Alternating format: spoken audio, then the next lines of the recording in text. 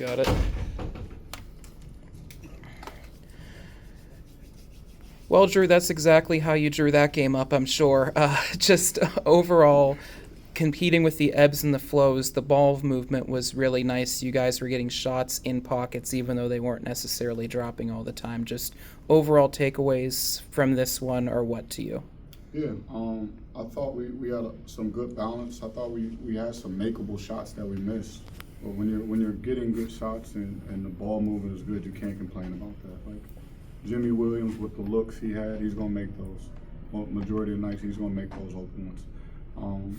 But I thought we were able to dominate the paint.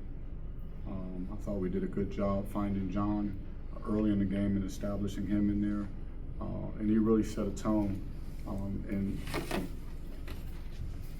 his presence is magnetic. You know, he's got great scoring ability, but when you look at it, he's got 4 assists on the night too. Right? Teams show double team. He's able to spray the ball around and find good passes. So I thought we had a really good attack. Terrence Ginyard was really good tonight. 25-7, 1 turnover, a couple steals. He continues to play hard and really set a tone and a poise for us. Coach, team didn't shoot exactly well from the 3 points tonight. And even though your team is a pretty good 3-point shooting team, I'm sure you'd think you're not always going to be able to win every night with just shooting the lights out. So a win like this where you're able to find success in other areas and still put up 92 points, how much does that mean to you going forward? Just balance, right? Being able to play inside and out. Being able to play inside and out, being able to play at different speeds and tempos, right? There were times we had to play in the half court, but there was times where we could push the pace. But I really think there's a moment in the second half where we dug down defensively, and that gave us cushion, right? We were able to extend the lead, right? Because half court is tough. It's tough to play against half court defenses the whole game, but we set the tone. And we're able to get out in front because of our defense, and that led to some easy baskets. Coach, 2 of your new transfers, John and Terrence, both combined for 50 points tonight, especially John with his big impact in the paint with those, helping with those 38 points. Just what does it mean to have those 2 new guys come in and make such an immediate impact for this team? Pretty good recruiting, right? Since day one, I think, and I'll just speak on Terrence, right? Just the poise that he walked in with and confidence. He's a better person than in the recruitment. I thought he was a great guy, but just having him here on a daily, man, he's really a special individual, and he really wants to win, and I think that means the most. He's a guy who is scoring the ball, is making plays, but his most important thing is how do we find a way to win, and he'll continue to play that way. And I think, with that selfless attitude mixed in with his talent, that's why he's having some of the impact and results he has. And then I've known John since his high school years, and this is just what he's capable of, right? He can dominate the paint. He can be an enforcer on both ends. He's got a great feel and IQ for the game. And he's going to continue to get better, right? Because I think his confidence is going to grow. He's a young man that is a good player, but unsure, right? And that happens when you go through some difficult and challenging seasons. So he's got more in his tank, and I'm excited to see how we continue to progress. Drew, John's animation, how does that sit with you, and how does that influence his teammates and the fans here?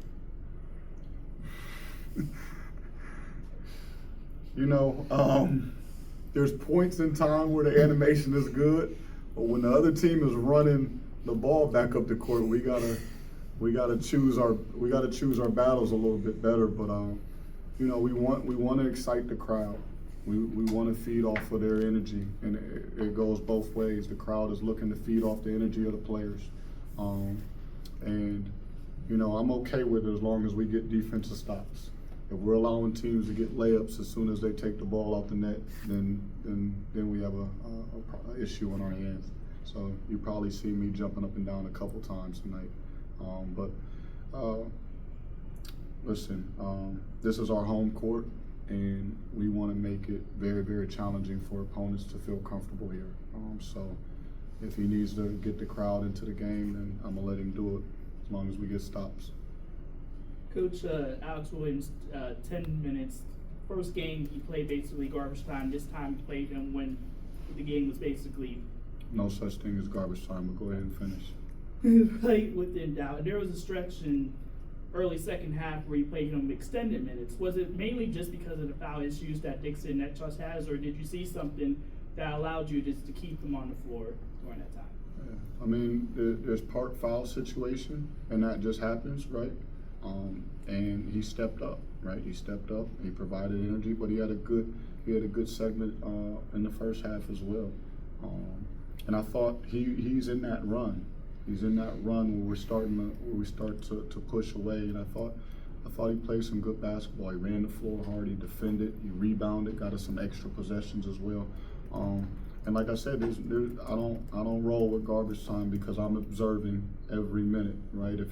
If he doesn't treat those 3 minutes well the other night, I don't know if I have enough confidence to go to him. If he doesn't practice hard each and every day, then I don't know if I have enough confidence to say, come on, Alex, let's go, let's be ready. But he's had a great string of practices the last couple weeks, and I appreciate his willingness to stay patient and when ready to play with that type of energy and effort. When the whistle keeps getting blown from the onset of the game, like it did today, and never really get into a real flow, just what do you say to the guys to keep the pressure up in their head in the game?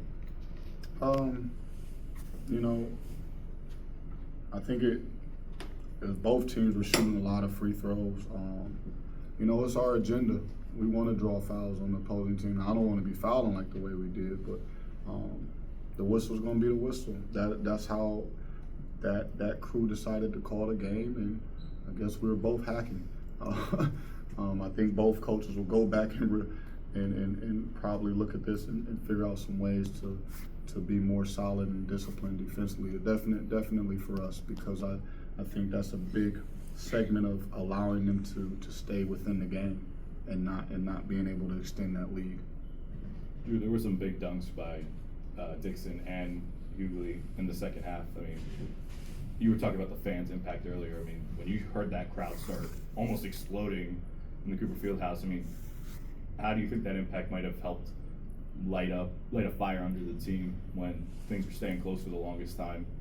Oh, it's exactly what it does, right? I mean, you said it in your question, right? The impact of the fans' energy picking up and going to another level is going to spark our guys, right? It gives them it gives them a push. It gives them the extra effort to go out and make another play. So, I mean, our fans are important. We want to play great basketball. I think it's been an exciting 2 games. I don't know if you guys disagree or not, but we want to play a style of basketball that is attacking, that's aggressive, with great pace, and it's always good to make some exciting plays to get the fans out of their seat, and just got to continue to do that. Thank you, Coach. All good.